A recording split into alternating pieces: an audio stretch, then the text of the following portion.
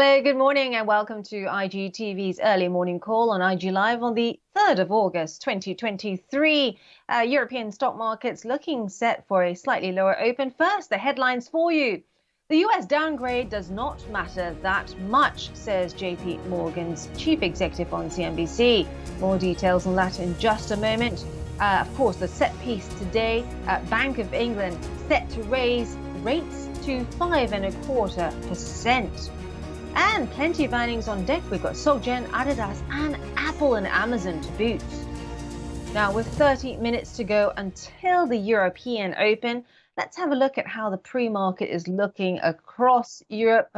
Before that, let's just check on the volatility index for you, because despite what we saw, the reaction from that Fitch downgrade of the US of its top credit rating, we have seen the volatility index creep slightly higher, as you can see there. So a bit of a recovery from that judder. Similar picture on the currency markets, similar picture on the equity markets as well. However, we're still seeing some of the remnants of the reaction. Just checking in on Asia for you, because stocks there extended losses after Fitch unexpectedly strip the US of its top credit rating. Let's just have a look at the shares there. The Nikkei down, Hang Seng slightly higher, ASX 200 down 0.6%. Now, Wall Street's three major indices ended lower a day after that move by Fitch. Just catching you up there, the market participants split into two camps. Some saying the ratings cut was a reminder that the country's fiscal picture is becoming increasingly precarious. This could heighten worries for everyone from asset managers to global central banks and those holding huge amounts of US government debt. However, there's also another camp. Janet Yellen is in this camp, saying that it's ridiculous that Fitch has done this because it's based on outdated data.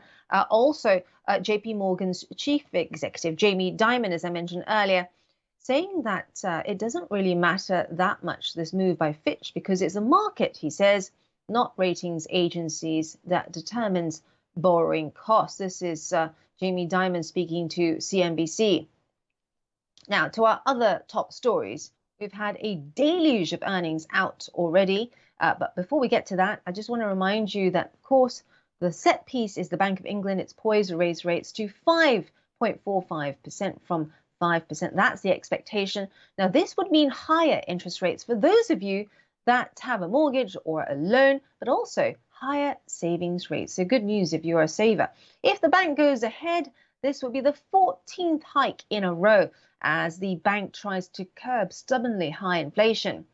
We'll have IG's Angela Barnes and Nick Hawley from Daily FX is breaking the decision and the reaction for us. And also, just a reminder, a little later in the week, it's also big in the US and elsewhere as we await that keenly watched jobs report due on Friday. I'll be on deck to break that for you, as well as the reaction with IG's chief market analyst, Chris Beecham. Now, let's get you across the flood of earnings now.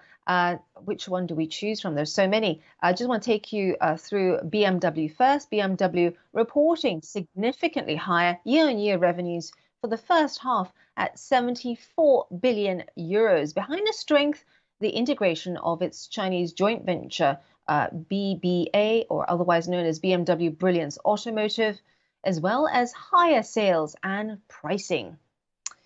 Adidas has managed to shift those Yeezy shoes. Remember that debacle with Ye?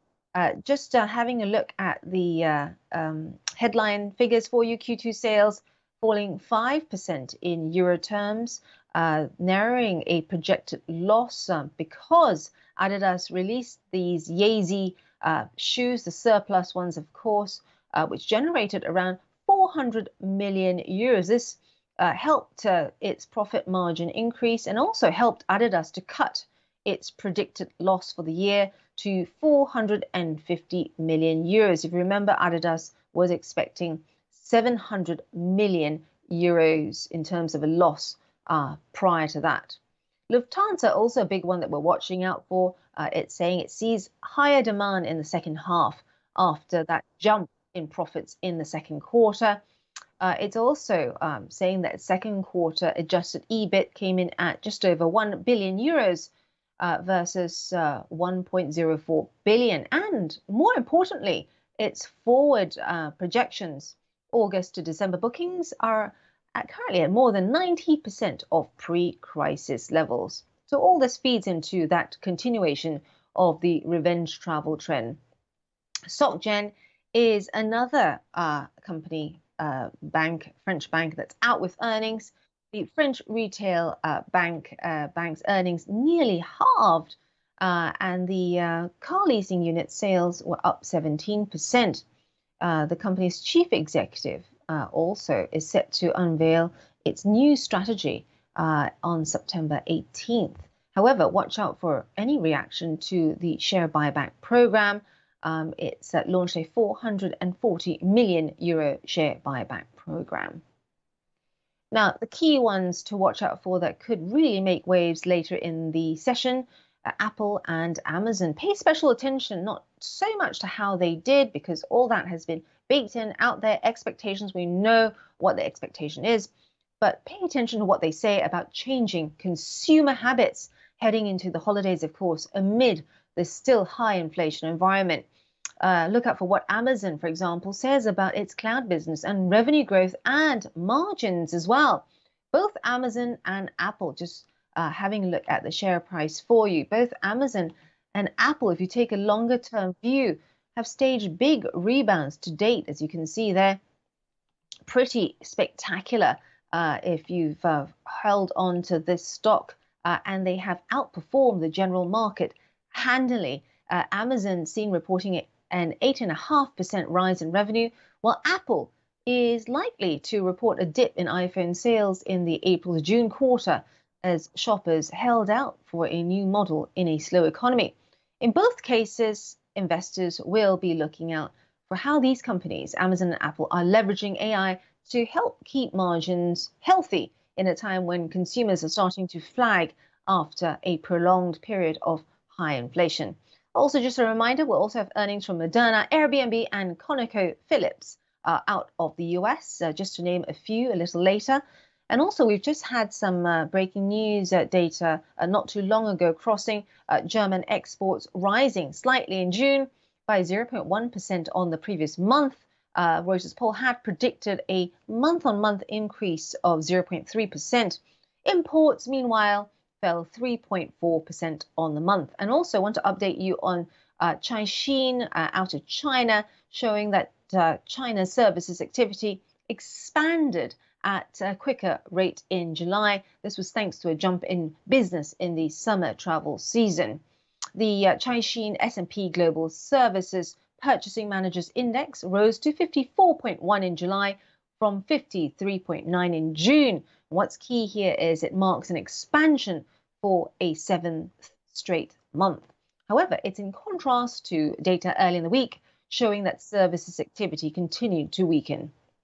Now, a last look at, let's have a check on oil as well for you, because this is a very well-traded instrument by our clients, and also one of the ones that gives them the most volatility.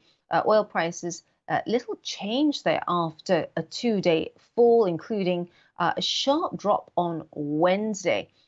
This is as the US government's credit downgrade weighed on sentiment, although concerns about supply tightness still provided some support. And don't forget, we've got that OPEC Plus panel seen tweaking policy on Friday, according to some sources.